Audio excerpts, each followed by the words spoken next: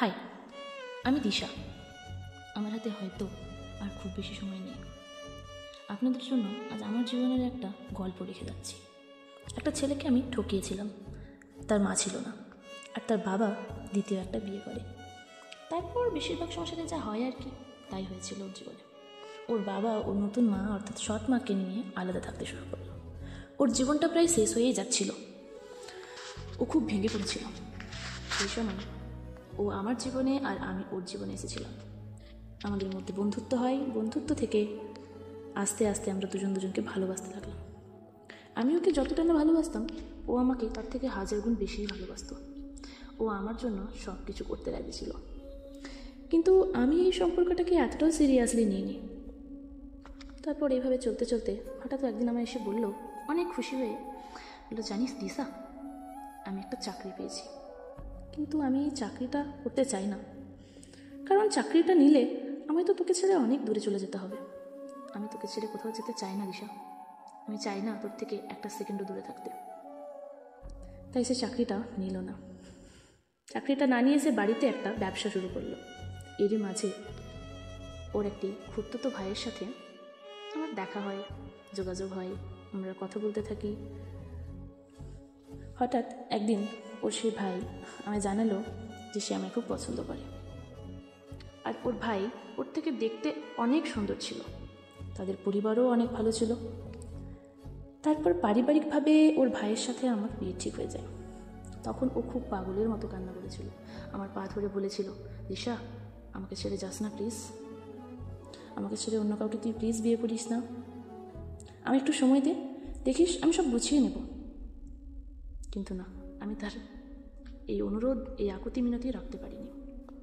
সেদিন আমি তাকে বলেছিলাম, মিথ্যেই বলেছিলাম বলা যায়, আমি বলেছিলাম যে বাড়ি থেকে জোর করে আমার এই বিয়েটা দিচ্ছে। আমার এই বিয়েতে একটুও ইচ্ছে নেই, আমি বিয়েটা করতে চাই না। সে বলেছিল, আমি তোমার পরিবারের কাছে গিয়ে কথা বলবো, আমি তাদের কাছে গিয়ে ভিক্ষে চাইবো তোকে, যেন আমায় ওরা তোকে দিয়ে দেয়, শুধু একটু সময় দেয় আমায়। কিন্তু আমি সেদিন ওর কথায় কোনো গুরুত্ব দিইনি। আমার মনে তখন শুধু অর্থ, সৌন্দর্যতার লোভে ছেড়ে গেছিল। শুধু নিজের স্বার্থের কথা ভেবে ওকে ছেড়ে চলে গেছিলাম।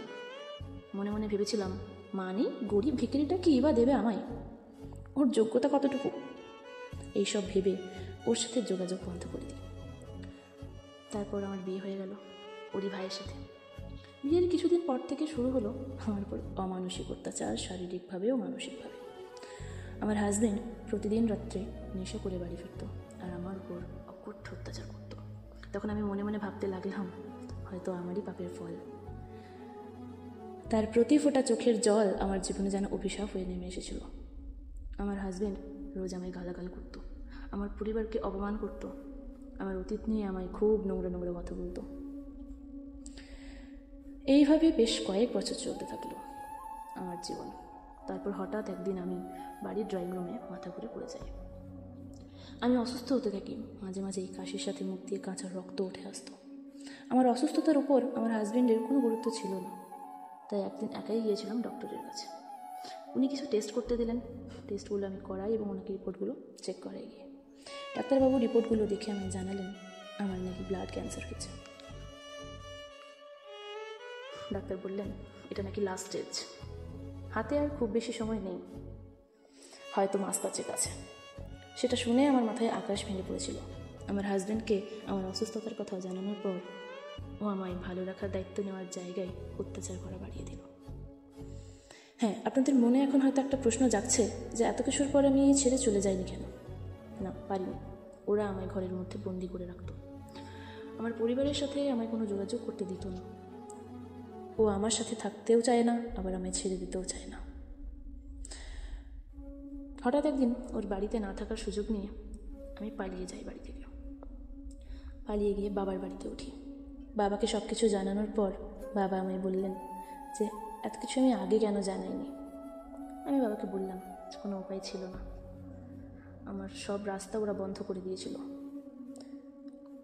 তারপর কোনো রকমে আমি এই সম্পর্কটা থেকে মুক্তি পাই। তারপর একদিন হঠাৎ মা বলে, দিশা দেখ, তোর সাথে কেউ দেখা করতে এসেছে। আমি বললাম, কে এসেছে মা? মা বললো, জানি না, বাইরে এসে দেখ। বাইরে বেরিয়ে দেখলাম সেই পুরানো ভালোবাসা, যাকে আমি ঠকিয়েছিলাম, যার চোখের জলের মূল্য আমি দিইনি শুধু নিজের স্বার্থের কথা ভেবে। সে কোনোভাবে আমার অসুস্থতার কথা জানতে পেরেছে, তাই আমার সাথে দেখা করতে এসেছে।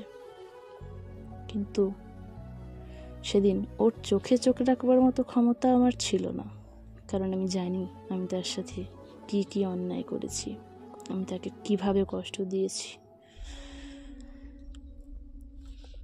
আজ ডে 7, আর হয়তো আমার হাতে 23 দিন কি 24 দিন আছে, কারণ এই কদিনে 4টে মাস ইতিমধ্যে পেরিয়ে গেছে।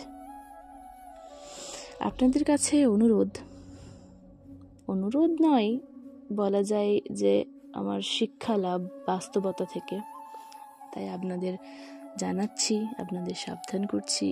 সাবধান বলাটা ভুল, আপনাদের জানাচ্ছি যে কখনো কারোর চোখের জলের কারণ হবেন না, কারণ ওই যে উপরে বসে আছেন তিনি সব কিছুর হিসেব নেবেন। নমস্কার।